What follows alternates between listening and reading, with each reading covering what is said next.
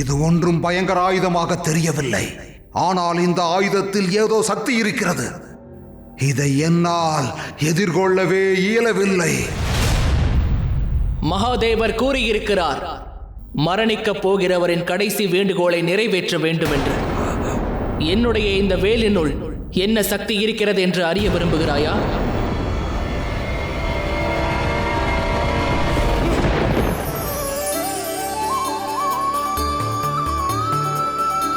தாங்கள் இவ்விடம் வந்தது கைலாயத்தை பெருமை கொள்ள வைக்கிறது.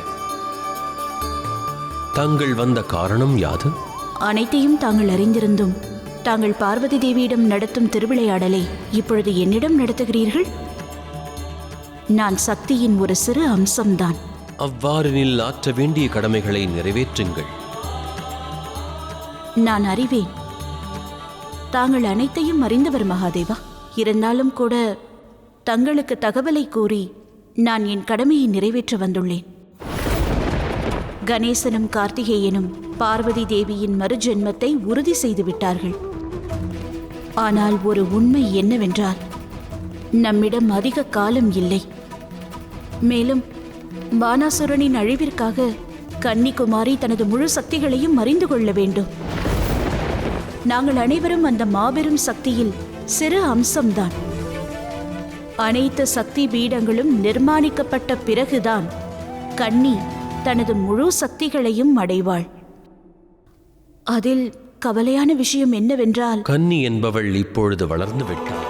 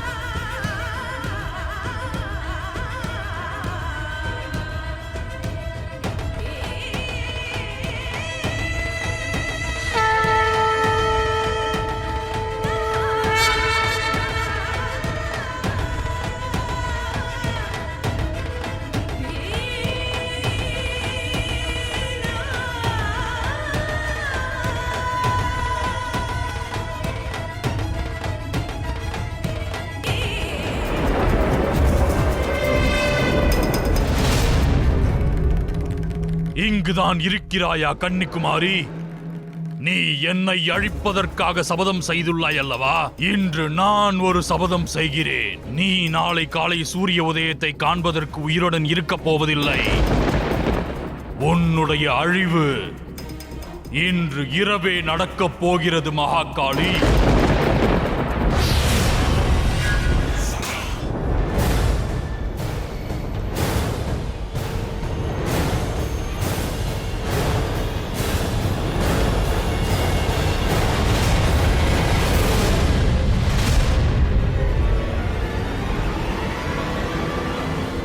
மகாதேவா, மகாதேவா,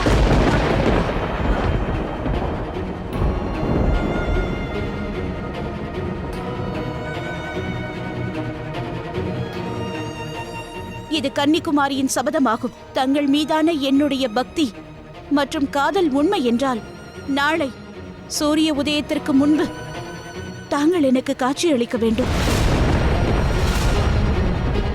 அதன் பிறகு என்னை தங்கள் மனைவியாக ஏற்றுக்கொள்ள வேண்டும். ஏனென்றால் நான் இந்த ஜென்மத்தில் தங்களைத்தான் என் கணவராக தேர்ந்தெடுத்துள்ளேன். ஆனால் ஒருவேளை நாளை விடுவதற்குள்ளாக தாங்கள் காட்சி செய்தேன் என்று நீங்களே நன்று அறிவீர்கள். சூழ்நிலையை அறிவேன். எனினும் அதற்காக குமரியை சந்திக்காமல் இருப்பது உச்சிதமாகாது. சக்தி சிவனை அழைத்திருக்கிறாள். செல்ல வேண்டியது அவசியம்.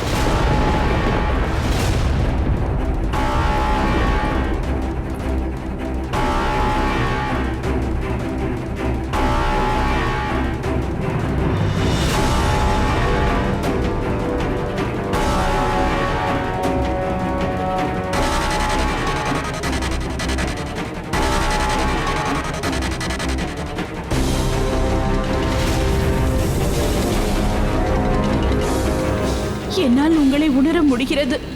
ஆனால் ஏன் எனக்கு காட்சி அளிக்கவில்லை? இந்த தோல்வியை என்னால் ஏற்றுக்கொள்ள முடியாது. இல்லை, இது எனது பிரமையாக இருக்காது.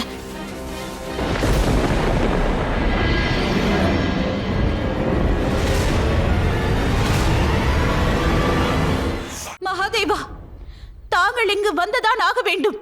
உங்களுக்கு முன்பாக எந்த தடை இருந்தாலும் சரி. இப்பொழுது கூறு, நீ யார்? நான் குமாரி. நான் உனது பெயரை கேட்கவில்லை. யார் நீ? ஒரு பெண் என்பவள் தனது சந்தேகத்தை களைந்து விட்டால் அவள் சிவன் தன்னுள் இருப்பதை உணர்ந்து விடுவாள். மகாதேவரானவர் அனைத்து இடங்களிலும் உள்ளார். உன்னிலும் இருக்கிறார் குமரி. என் வாழ்க்கையின் அர்த்தம் என்ன?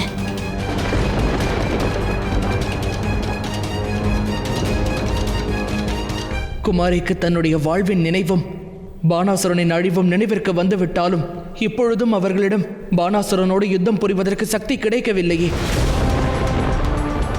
எங்களை மன்னித்து விடுங்கள் தந்தையே. எங்கள் இருவரின் இந்த யாத்திரையில் எங்களால் வெற்றி பெற முடியவில்லை தந்தையே. இல்லை மகனே, உன்னுடைய யாத்திரையில் நீ தோல்வி அடையவில்லை. உண்மை என்னவென்றால் இந்த சிருஷ்டியில் நடக்கும் அனைத்துமே மகாகாளியின் விருப்பத்தோடு நிகழ்வதாகும்.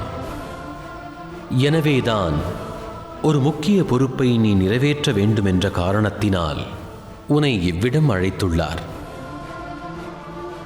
ஏனெனில் மகாகாளி உனக்கும் இவ்வுலகத்திற்கும் ஒன்றை புரிய வைக்க எண்ணுகிறார். ஒருவர் எண்ணினால் தனக்குள் இருக்கும் சக்தியை புரிந்து கொண்டார்கள் என்றால், எங்களுடைய தாயார் எங்களுக்கு வேண்டும் தாயே. உங்கள் கோபத்தை தியாகம் செய்து விடுங்கள் தாயே.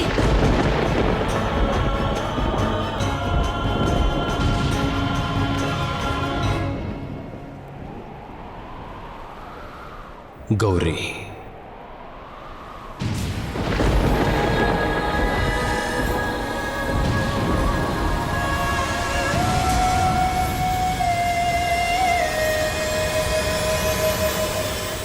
நான் உனக்கு வாக்கொன்றளித்தேன்.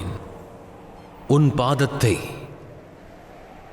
என் மீது வைத்து உன் குரோதத்தை குறைக்கும் நிலை உருவாகாது என்று வாக்கொன்றளித்திருந்தேன். உன் குரோதம் குறையவில்லை என்றால் அந்நிலை உருவாகும்.